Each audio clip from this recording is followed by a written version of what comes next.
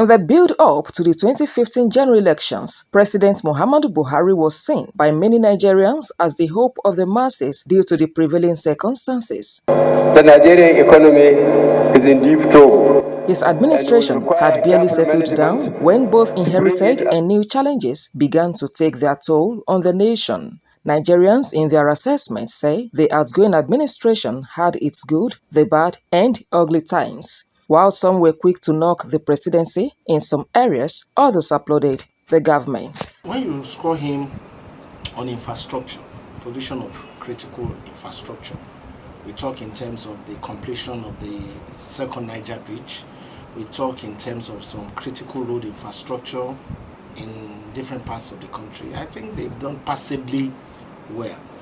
If we look at area like agriculture, for instance, since we are looking at President Buhari's achievements holistically, in the area of agriculture, he tried.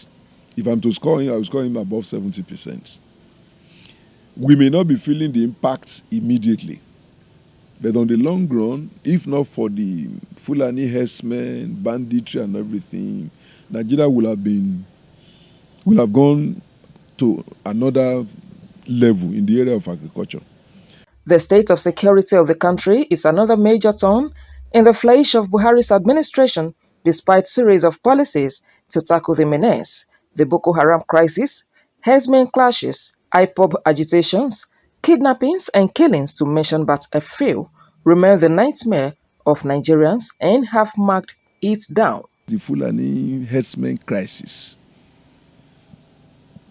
Before he came to power, you can travel to any part of Nigeria with the exception of this extreme northeast that was completely dominated by the Boko Haram phenomenon. But since he came, his body language had let loose these Fulani criminals. Not all Fulanis are bad, but these criminal elements, they were just let loose. His body language didn't give signal that he's completely opposed to what they are doing. In the area of youth employment, education and health sectors, Nigerians had this to say about President Mohammadu Buhari's administration in the last 8 years. 2 years ago, the total budget for education was 48 billion. Total budget, federal budget for education. Whereas National Assembly budgeted over 300 billion. And that explains why ASU goes on strike almost on a yearly basis. And that has affected the standard, the quality, and even the quantity of education in this country. If Nigeria had been alive to its responsibilities to the citizens, who have to Japan work, and who have people Japan?